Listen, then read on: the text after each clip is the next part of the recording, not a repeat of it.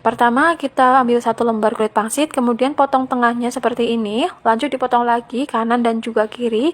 Jadi untuk satu lembar ini menghasilkan 4 potongan seperti ini ya teman-teman. Dan ini aku contohin dulu ya teman-teman. Dan biar makin cepat, aku mau potong beberapa lembar langsung, jadi biar cepat dipotong. Sama kayak tadi, kita potong tengahnya terlebih dahulu, kemudian potong kanan kirinya. Jadi diusahakan untuk ukurannya itu sama ya teman-teman. Dan potong semua kulit pangsit hingga selesai.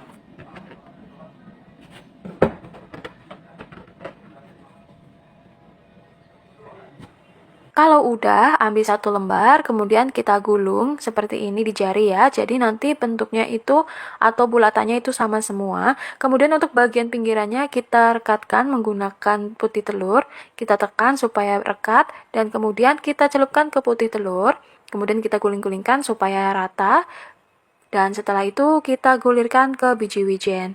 Baluri dengan biji wijen sampai kulit pangsitnya tertutup semua ya. Dan buat teman-teman yang baru mampir, silahkan like, comment, subscribe terlebih dahulu biar aku makin semangat upload video baru lainnya. Dan kalau udah, makasih ya.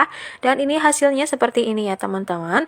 Lakukan semuanya hingga selesai. Jadi untuk isian toples kali ini tuh benar-benar gampang banget buatnya dan modelnya juga sedikit ya teman-teman. Apalagi kita memanfaatkan putih telur yang tidak dipakai. Untuk satu resep ini cuma pakai 20 kulit pangsit, jadi nggak ada seperempat gitu ya teman-teman. Dan bahannya juga murah banget dan nanti hasilnya sekitar 2 toples lebih. Dan ini kulit pangsitnya sudah aku gulung semua. Usahakan untuk tingginya atau lebar kulit pangsitnya waktu memotong itu harus sama. Jadi nanti waktu ditata di toples itu gampang ya teman-teman. Kalau udah selesai, lanjut kita panaskan minyak. Gunakan api sedang cenderung kecil aja supaya nggak cepat gosong karena kulit pangsit ini mudah banget matang ya teman-teman. Masukkan secukupnya aja karena kulit pangsit itu basicnya kerupuk, jadi waktu digoreng bakalan mengembang. Dan kalau udah mengembang kayak gini, diaduk-aduk sampai warnanya berubah kecoklatan. Dan kalau udah kecoklatan kayak gini, ini bisa diangkat kemudian tiriskan.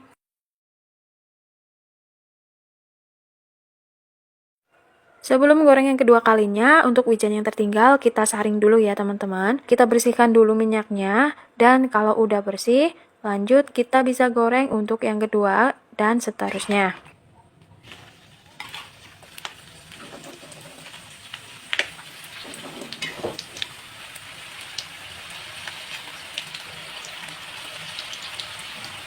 Kulit pangsitnya sudah digoreng semua, ini bisa didiamkan terlebih dahulu ya.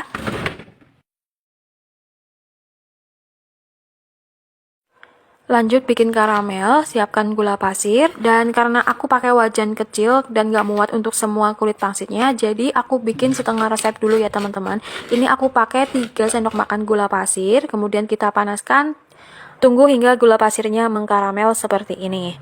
Dan kalau udah, ini diaduk-aduk sampai gula pasirnya itu larut semua. Lanjut, kita beri air sebanyak 40 ml. Kemudian kita beri 1 sendok teh margarin, lalu aduk-aduk kembali sampai gula yang menggumpal itu bisa cair kembali. Pokoknya diaduk-aduk terus dan jangan lupa gunakan api kecil aja biar gulanya itu nggak gosong ya teman-teman. Kalau dirasa nggak ada gula yang menggumpal, kita masukkan setengah kulit pangsit yang tadi kita goreng sebelumnya.